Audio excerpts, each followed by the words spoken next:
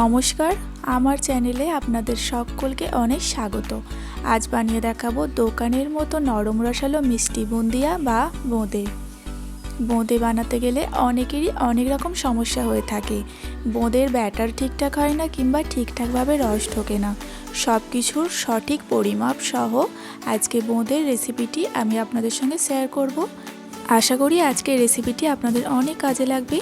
চলুন রেসিপিটি শুরু করি। প্রথমে বলে দেব কি কি উপকরণ লাগছে। 1 কাপ বেসনের বোঁদে বানাবো, তাই 1 কাপ বেসন নিয়েছি। সম পরিমাপ কাপের 1 কাপ জল নিয়েছি। সুগার সিরাপ বানানোর জন্য 1 কাপ চিনি নিয়েছি। সম পরিমাপ কাপের একটু কম 1 কাপ জল নিয়েছি। ঘি লাগবে 1 চামচ। রেড ফুড কালার লাগবে 1 পিঞ্চ মতো। ইয়েলো ফুড কালার 1 পিঞ্চ মতো। 2 টুকরো এলাচ আর রিফাইন্ড অয়েল। প্রথমে ব্যাটার বানিয়ে নেব, তার জন্য 1 কাপ বেসন দিয়ে দিলাম। এখানে বেসনটা আমি আগে থেকে চেলে তারপরে ব্যবহার করছি। এখন অল্প অল্প জল দিয়ে বেসনের ব্যাটারটা বানিয়ে নিতে হবে। আর এখানে 1 কাপ বেসনের জন্য 1 কাপ জল ব্যবহার করছি। এখন 5 মিনিট মতো বেসন ভালো রকমভাবে ফেটিয়ে নেব। 5 মিনিট বেসন ভালো রকমভাবে ফেটিয়ে নিয়েছি। এখন মিশ্রণটা অনেকটা স্মুথ হয়ে গিয়েছে। আর বোঁদে বানানোর জন্য এরকম স্মুথ ব্যাটার বানিয়ে নিতে হবে। আর ব্যাটারটা বানাতে 1 কাপ 4 চামচ মতো জল লেগেছে। এখন 10 মিনিটের জন্য চাপা দিয়ে রেস্টে রেখে দেব। 10 মিনিট রেস্টে রাখার পরে মিশ্রণটা একদম সেট হয়ে গিয়েছে। এই সময় দিয়ে দেব হালকা উষ্ণ গরম তেল 1 চামচ। তেলটা আগে থেকে গরমে বসিয়ে দিয়েছিলাম। তেল দেওয়ার পরে 1 মিনিট মতো আবারও ফেটিয়ে নেব। 1 মিনিট মতো ফেটিয়ে নেওয়ার পরে কিছুটা মিশ্রণ অন্য একটা পাত্রের মধ্যে দিয়ে দেব। এখন দুটো পাত্রের মধ্যে 2 রকমের ফুড কালার মিশিয়ে নেব। একটা পাত্রের মধ্যে রেড এবং আর একটা পাত্রের মধ্যে ইয়েলো। এখন ভালো রকমভাবে মিশিয়ে রেডি করে নেব। আজকে আমি এই প্লাস্টিক বাটির সাহায্যে বোঁদে ভেজে আপনাদেরকে দেখাবো। আর আপনারা দেখেই বুঝতে পারছেন এরকম বাটি সকলেরই বাড়িতে থাকে, তাই এই বাটিটাকে কাজে লাগিয়ে আমি আজকে বোঁদে ভেজে আপনাদেরকে দেখাবো। আর এটা আমি কেমনভাবে বানিয়েছি সেটা নিশ্চয়ই দেখেই বুঝতে পারছেন। আপনারা চাইলে এই পদ্ধতি কাজে লাগাতে পারেন। প্রায়শই যখন বোঁদে বানিয়ে থাকি আমি এটার সাহায্যেই বানাই।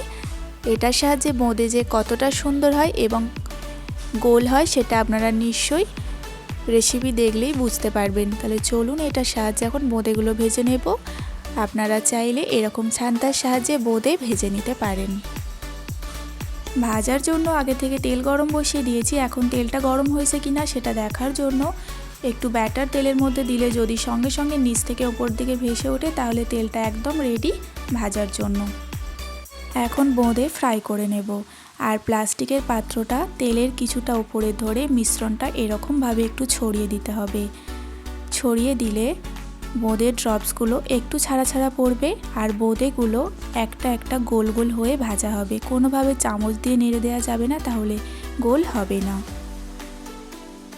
এখন মিডিয়াম ফ্লেমে 25 থেকে 30 সেকেন্ড মতো ফ্রাই করে তুলে রাখতে হবে। এর থেকে বেশি ফ্রাই করা যাবে না। এখন তুলে নেব। আবারও একই পদ্ধতিতে বোঁদেগুলো ভেজে নেব। আর প্রত্যেকবার বোঁদে ভাজার আগে অবশ্যই পাত্রটা ধুয়ে মুছে তারপরেই ব্যবহার করতে হবে। আর কোনোভাবে চামচ দিয়ে নাড়া যাবে না। এখন 30 সেকেন্ড মতো ফ্রাই করে তুলে রাখবো। আর অবশ্যই মিডিয়াম ফ্লেমে ফ্রাই করে নিতে হবে। এখন রেড ফুড কালার মেশানো মিশ্রণ থেকে ভেজে নেব। আর একই পদ্ধতিতেই আমি ভেজে তুলে রাখব।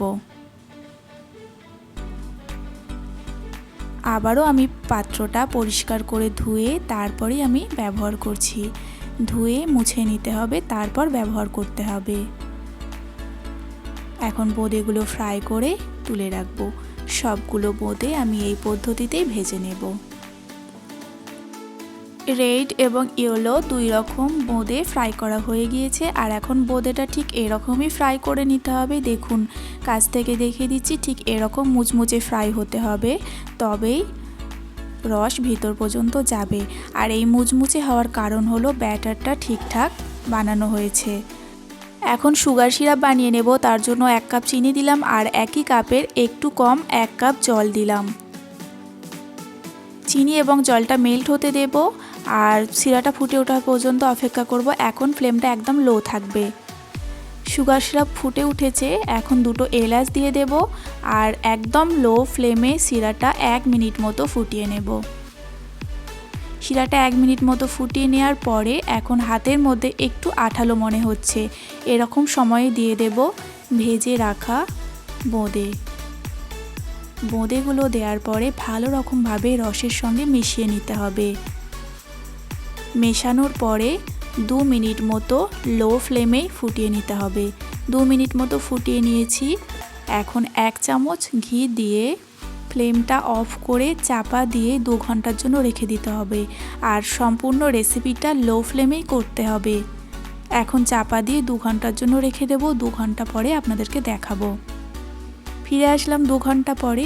এখন দেখে নেব, দেখুন বোঁদেগুলো সম্পূর্ণ সুগার সিরাপ স্যুপ করে নিয়েছে। বানিয়ে ফেললাম দোকানের মতো নরম রসালো মিষ্টি বুন্দিয়া। একটা বুন্দিয়া কাছ থেকে নিয়ে আপনাদের দেখিয়ে দেব কতটা রসালো, নরম এবং গোল হয়েছে। দেখুন ভীষণই নরম এবং রসালো হয়েছে। আজকের এই বোঁদের রেসিপি আপনাদের কেমন লেগেছে অবশ্যই লাইক কমেন্ট করে জানাবেন। আমার চ্যানেলের রেসিপিগুলি ভালো লেগে থাকলে অবশ্যই চ্যানেলটিকে সাবস্ক্রাইব করবেন। দেখা হচ্ছে নতুন কোনো রেসিপি পর্ব নিয়ে। আপনারা সকলেই ভালো থাকবেন।